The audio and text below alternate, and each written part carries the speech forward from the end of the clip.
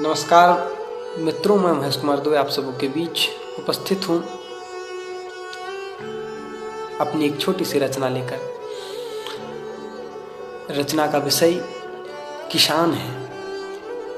आज वर्तमान समय में किसानों की स्थिति को लेकर जो भ्रम की स्थिति देश में पैदा हुई है, हमारे किसान भाई आक्रोशित हैं, सड़कों पर हैं और उनकी हितों की रक्षा के लिए वे भारत सरकार से अनुरोध कर रहे हैं।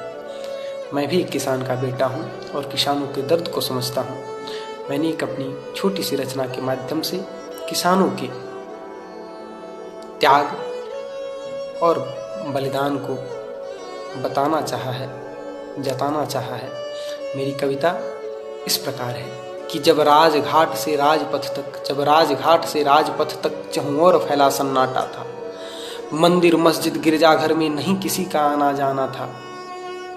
कल कारखाने उद्योगों में ठप हो चुका उत्पादन था, बंद हो चुका संसद का अभिभाषण था। विधायिका न्यायपालिका भी जब बंद हो गए थे डर से, तब केवल किसान ही बाहर आए थे अपने अपने घर से।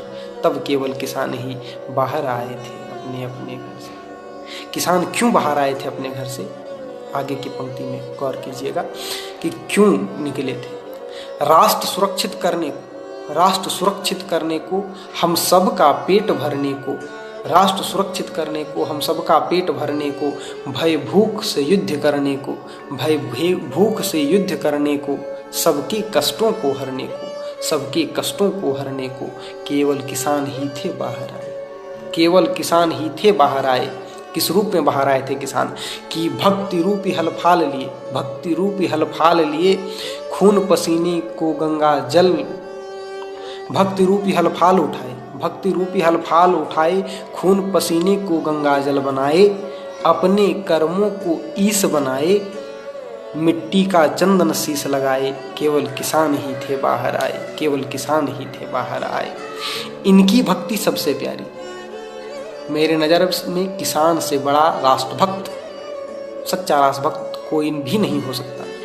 मैं सेना से भी बड़ा राष्ट्रभक्त किसान को मानता हूँ कि इनकी भक्ति सबसे प्यारी, इनसे सारी शक्ति हारी। इनको केवल मेहनत प्यारी, खेती ही इनकी दुनियादारी।